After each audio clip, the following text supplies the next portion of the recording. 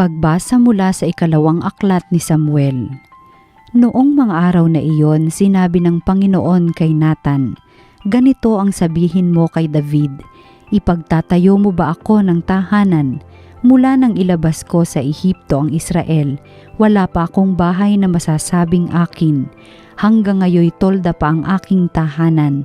Kahit lagi akong kasama ng Israel, wala akong sinabing anuman sa sino mang hukom tungkol sa tahanang Sedro na dapat kong tirahan.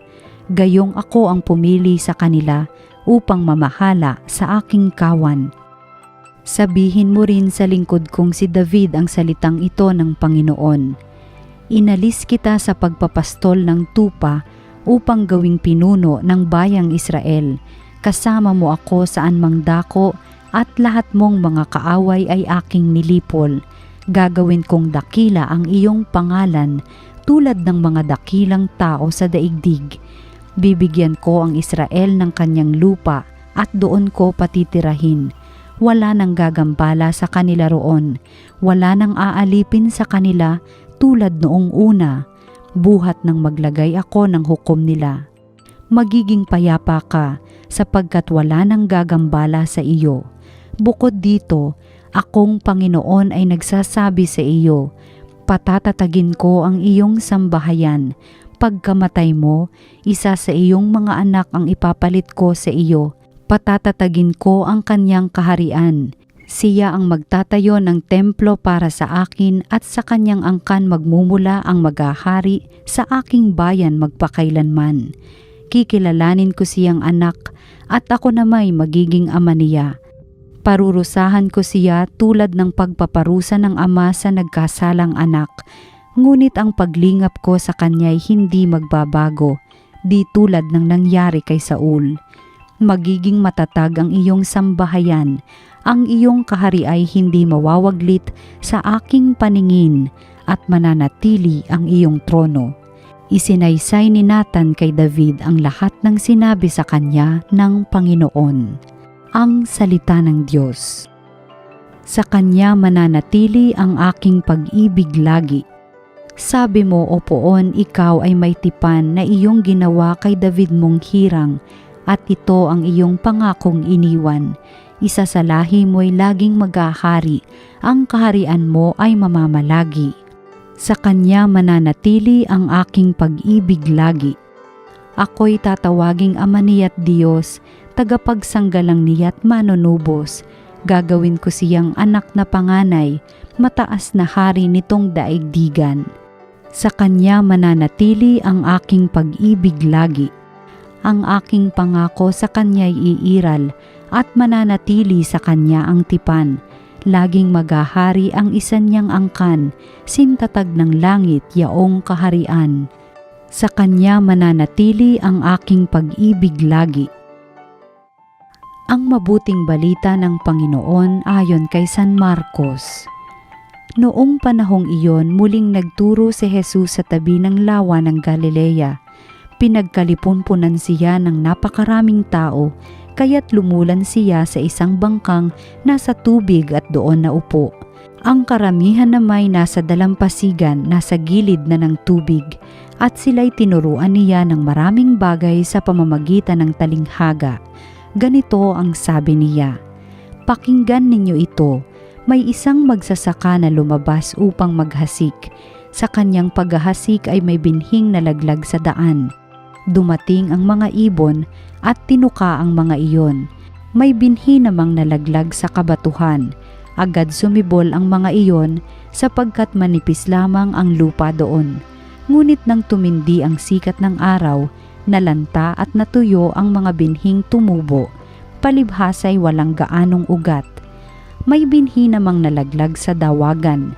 Lumago ang mga dawag at ininis ang mga binhing tumubo, kaya hindi nakapamunga. At may binhing nalaglag sa matabang lupa, at ito'y tumubo, lumago at nag-uhay na mainam. May uhay na tig-30, tig-60 at tig-100 ang butil. Sinabi pa ni Jesus, "Ang may pandinig ay makinig." Nang nag-iisa na si Jesus, ang ilang nakarinig sa kanya ay lumapit na kasama ang 12 at hiniling na ipaliwanag ang talinghaga. Sinabi niya, "Sa inyo'y ipinagkaloob na malaman ang lihim tungkol sa paghahari ng Diyos. Ngunit sa iba, ang lahat ng bagay ay itinuturo sa pamamagitan ng talinhaga. Kaya nga't tumingin man sila ng tumingin ay hindi sila makakita, at makinig man ng makinig ay hindi makaunawa. Kung gayon, marahil sila'y magbabalik loob sa Diyos at patatawarin naman niya." Pagkatapos, tinanong sila ni Jesus, "Hindi pa ba ninyo nauunawaan ang talinghagang ito? Paano ninyo mauunawaan ang ibang talinghaga? Ang inihahasik ay ang salita ng Diyos. Ito ang mga nasa daanan na hasikan ng salita. Pagkatapos nilang mapakinggan ito, pagdakay dumarating si Satanas at inaalis ang salitang napahasik sa kanilang puso. Ang iba na may tulad ng napahasik sa kabatuhan. Pagkarinig nila ng salita, ito'y agad nilang tinatanggap na may galak. Ngunit hindi naman ito tumitimo sa kanilang puso, kaya't hindi sila nananatili. Pagdating ng kahirapan o pag-uusig dahil sa salita, agad silang nanlalamig. Ang iba'y tulad ng napahasik sa dawagan. Dininig nga nila ang salita, ngunit sila'y naging abala sa mga bagay ukol sa mundong ito, naging maibigin sa mga kayamanan at mapaghangad sa iba pang mga bagay, ano pat ang salita'y nawala na ng puwang sa kanilang mga puso, kaya't hindi sila nakapamunga. Ngunit ang iba'y tulad ng binhing nahasik sa matabang lupa, pinakikinggan nila at tinatanggap ang salita, at sila'y nagsisipamunga, may tigda 30, may tiga 60, at may tigsa 100. Ang mabuting balita ng Panginoon. Pinupuri ka namin, Panginoong Hesukristo. Magandang araw po sa inyong lahat, higit po lalo sa inyong mga sumusubaybay dito po sa Salita ng Diyos, Salita ng Buhay, dito sa TV Maria. Alam niyo mga kapatid, mula po nung ako'y na-ordain na deacon at pare, aminin ko po sa inyo na nibago po ako. Bakit kamo? Kasi po nung kami po ay seminarista pa, bawat araw po may tinatawag kaming schedule. At walang punto sa araw namin na kami ay nabablanko na gagawin. Bawat minuto po talaga, down to the minute, lagi kaming may activity. Mula from rising bell hanggang lights off, lahat po yan, yung 24 hours na yan, may ginagawa po kami. Bakit ako nanibago nung na-ordain akong pare? Kasi po, nung pare na po kami, biglang nawala tong schedule na to. All of a sudden, ang masusunod na, hindi na yung seminary. All of a sudden, ang masusunod na, hindi na yung schedule. Ako na yung gagawa ng schedule ko. At nahihirapan po ako, to be honest, lalo na nung simula. Tapos napaisip ako, naparealize ako, bakit nga ba kailangan meron kaming rigid schedule nung kami ay seminarista pa? Kasi mga kapatid, mind you, may regalo sa atin araw-araw ang Diyos. At ano tong regalo na to? The gift of time. Regalo ng oras, regalo ng panahon. Kaya pala, nung seminarista kami, araw-araw kaming ginagawa ng schedule ng mga pare para alam namin paano gamitin itong regalong oras, para alam namin paano gamitin itong gift of time na Diyos sa amin. Bakit ko to kinikwento sa inyo mga kapatid? Sumatotal kasi bawat araw na ginawa ng Diyos may regalo siya sa atin. Sa amin, nung seminarista kami, we have the gift of time. Sa'yo rin, may regalo din sa'yo si Lord. Pero ang pinakatanong, paano natin ginagamit itong mga regalo niya sa atin? Say for example, punta po tayo sa first reading sa unang pagbasa sa araw na to. Narinig po natin na si Haring David, napakaraming regalo sa kanya ng ating Panginoon. Kasi po, di ba, last week kung nakapagsimba kayo, nakinig kayo sa mga pagbasa, natalo niya si Goliath, natalo niya yung mga Philistines, yung mga Filisteo. So ngayon, nire-rewardan na siya ni Lord. At ano yung mga reward kay Haring David? Makinig po. Itinakas mula sa mga Ehipto nung panahon ng kanyang ninuno. Nililipol ng Diyos ang mga kaaway ni David. Lagi silang panalo sa gera. Binigyan siya ng lupain na matitirhan. Ano pa pong regalo ng Diyos sa kanila? Nagkaroon ng sangkatutak na kayamanan. Ang daming regalo ng Panginoon, ang daming gifts kay King David.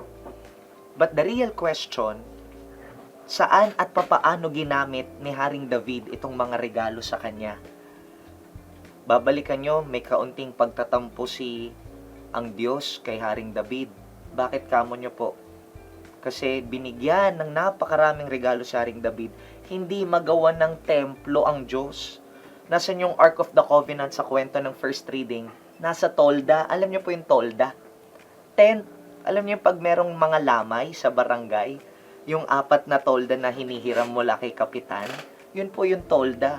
Nakatira na sa bato si Haring David, regalo nga eh. Pero bakit yung Diyos wala? Kaya ang matatanong natin si David, David, niregaluhan ka ng Panginoon. Saan at paano mo ginamit? Idugtong po natin sa Ebanghelyo. Narinig po natin the parable of the sower and the seed. Alam natin na yung sower, mayat-mayang naghahasik, nagbibigay ng binhi ng mga buto ng seeds. Hasik ng hasik, hagis ng hagis. Pero paano natin tinatanggap itong hinahasik na biyaya ng Panginoon? Higit lalo, paano natin tinatanggap sa buhay, ginagamit yung salita ng Diyos? Kasi di ba mismong si Jesus, sinabi niya na, itong hinihahasik ko, itong mga binhi, salita ng Diyos, regalo po yan. Punta kayo sa ibang mga pananampalataya, nangangungusap ba yung Diyos nila? Hindi, tayo may salita ang Diyos sa atin. Pero paano natin ginagamit?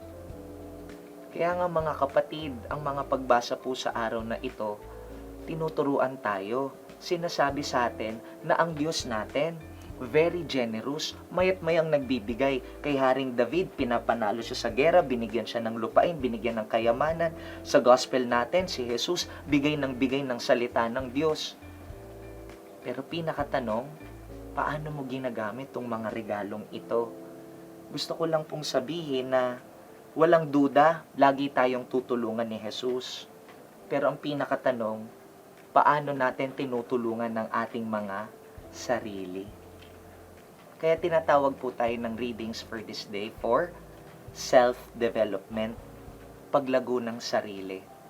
Na kumbaga sinasabi po sa atin, limpak-limpak na ang biyaya at regalo ng Panginoon. Sana magamit natin, lagyan natin ng karampatang aksyon sa buhay natin. Halimbawa po, favorite ko tong example. Alam nyo po kasi ang dami kong mga anik-anik, yung mga maliliit na gamit sa kwarto. At madalas nakakalimutan ko kung saan ko sila naipwesto. Ano gagawin ko? Magdadasal ako kay Saint Anthony, patron saint ng mga nawawalang gamit. Saint Anthony, patulong naman ako pahanap ng, halimbawa, ng susi ng office ko. Pahanap naman ako nung favorite ballpen ko. Papahanap ko yan.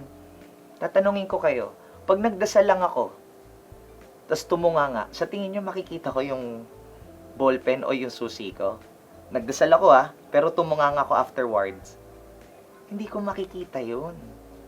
Tinuturo sa atin ni Jesus, dasal ang simula, ang tapos ay gawa. Uulitin ko po. Dasal ang simula, ang tapos ay gawa. Lalagyan natin ng karampatang aksyon itong mga hinihingi natin sa Panginoon. Humihingi tayo ng kagalingan, ng regalo, ng health. Lord, bigyan mo naman ako ng health. Kaso, humihingi ka nga ng kalusugan, ng healthy na pangangatawan.